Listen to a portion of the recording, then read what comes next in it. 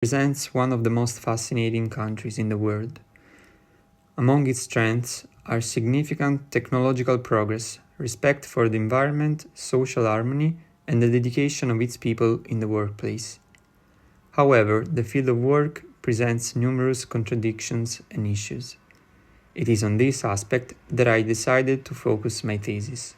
Work has always played a crucial role in the Japanese society, strongly tied to the principles of Confucianism and the code of Bushido, a code reserved for the samurai warrior caste.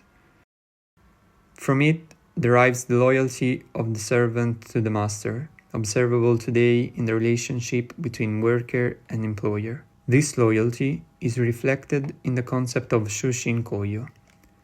The term refers to a worker's lifetime employment within a company. This principle goes hand in hand with the seniority-based promotion system.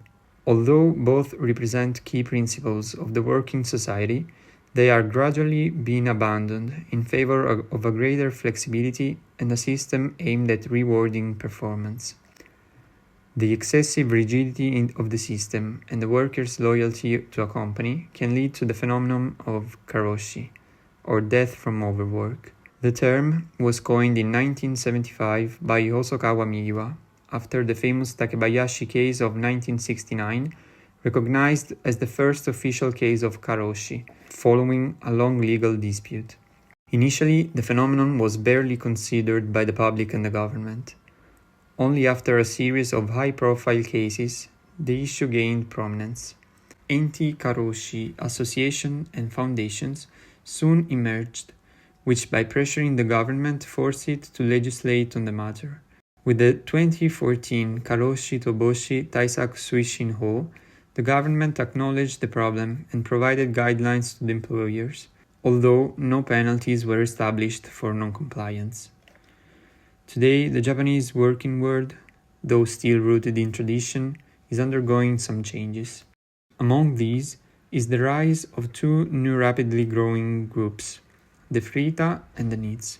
The first are young part-time workers. Originally, the term described young people freed from the rigidity of the Japanese working system. Today, however, it is used to describe young people who cannot find regular employment. The NEETs are those not engaged in education, employment, or training. This figure is often associated with the hikikomori, due to their tendency to isolate themselves not only from the working world but also from any social interaction. Although the government has tried to curb their growth through initiatives and specialized employment offices, this remains a problem. Finally, the most significant issue in the Japanese working world concerns the role of women. Historically, women, following the principle of Ryosai Kenbo, good wife, wise mother, have always played the role of homemakers, devoted to caring for the household and children.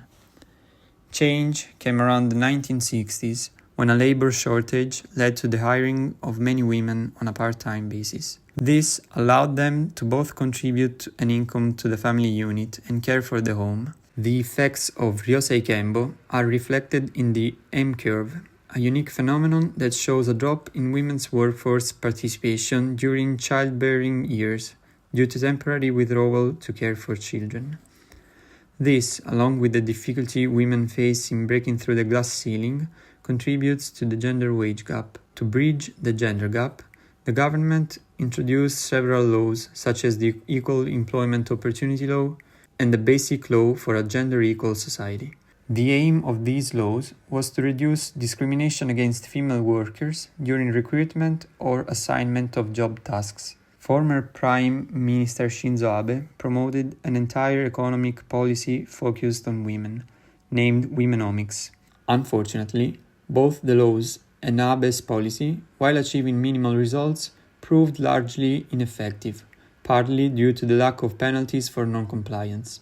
Despite the insufficient government's efforts, change is coming from large Japanese companies such as Shiseido, Toyota, and Fujitsu, which stand out as examples of social justice and inclusion.